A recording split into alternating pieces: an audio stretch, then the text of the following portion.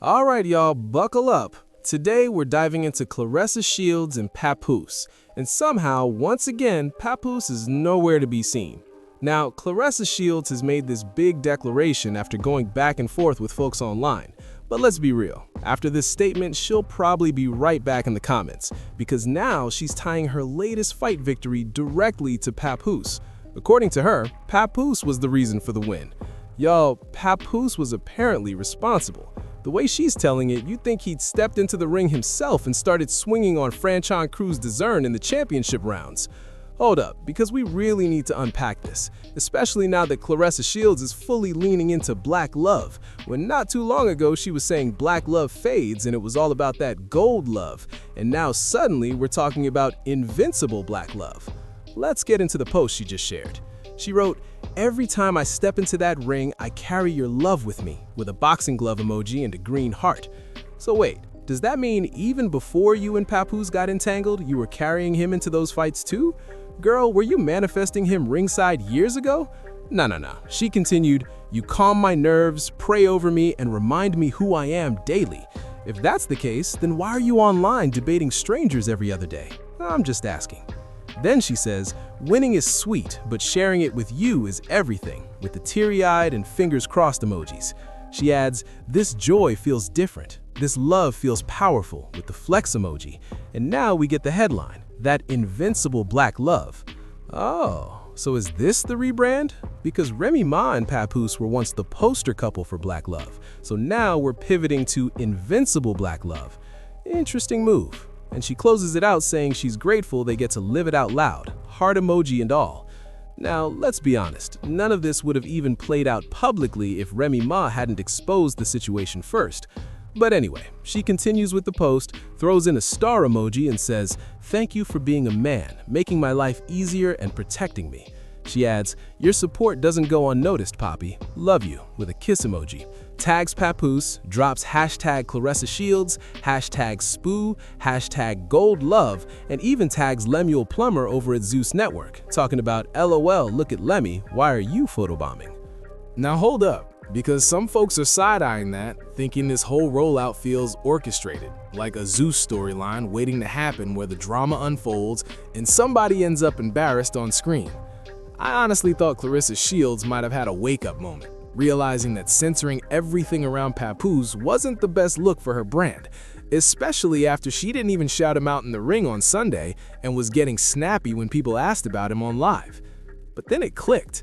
Maybe the real frustration toward Franchon Cruz Dezern isn't just about boxing, but about Franchon putting the alleged timeline on blast and suggesting this situation has been going on longer than people realized, while also pointing out that this is still technically a married man. And that's where it gets sticky. Don't let fancy phrases like invincible black love or gold love distract from real-life paperwork, i.e., love is so powerful and built to last, then where's the finalized divorce from Remy Ma? Where's the decree? Why is it still in limbo? I'm watching the comments, and some people are eating this up like it's a fairy tale, even over on the Shade Room. But here's the thing, if this was someone you didn't like parading publicly with a legally married man, would you still call it beautiful? Or would you be throwing around words like desperate, thirsty, bird behavior, begging? Let's keep it consistent. Because if you're truly secure in a relationship, situationship, whatever you want to label it, you don't need daily public proclamations to prove it. Here's the breakdown, y'all. Whenever the woman is doing all the heavy lifting and Papoose gets to chill back, it's always suspicious. He comes with the usual line, "Oh, I'm not really into social media. I don't like cameras in my face." But hold up. He has zero problem with cameras when it's time to hype Claressa Shields at weigh-ins or press conferences, or when it's time to film for Love and Hip Hop, flexing this so-called black love while talking about holding Remy Ma down in prison to make himself look like some hero. And now, suddenly, if there's a Zeus Network show involved, he's totally fine with the cameras again. Let me make sense of this. Basically, all of their shows are just variations of the baddie concept. People are going to be clashing, going at it, and ready to throw down when it's all said and done. Make it make sense. Claressa Shields is so deep into this Papoose thing, it's unreal. I know she's financing his lifestyle. I know he's inching closer to collecting all the money he can. And Claressa is so tangled up in the weeds, she can't even see it, because this is exactly what she was promised. Franchon Cruz Dezern said it straight.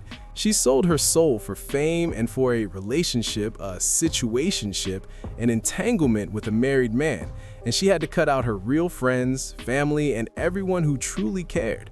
Now the only people around are yes men telling her yes, clap back at the haters, yes, post you and Papoose, the people are gonna eat it up, the people are gonna love it. But when this all blows up, those same people singing her praises now are gonna turn around and say, girl, you knew he was married. You knew he was married to Remy Ma. You knew there was no divorce decree, no proceedings, no splitting of assets. You knew the deal. Anything happens to Papoose, hospital, legal drama, whatever, Remy Ma is next in line to make decisions about him. And Claressa, she's nowhere to be found in any paperwork.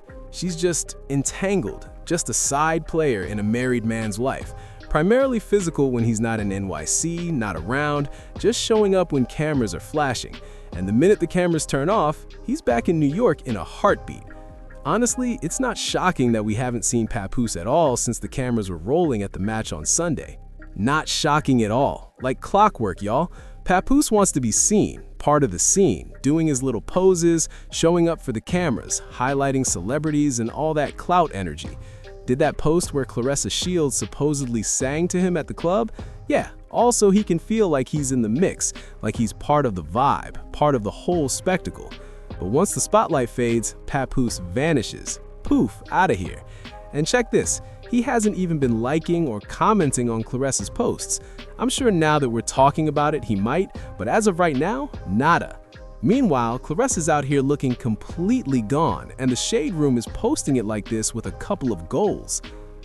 I just don't get it. They keep saying, look at the little girls who look up to Claressa Shields, who want to be her when they grow up. Yet this is the example being set, with a married man. Like this isn't a problem? Like isn't it disturbing? Like it's not outright disgusting?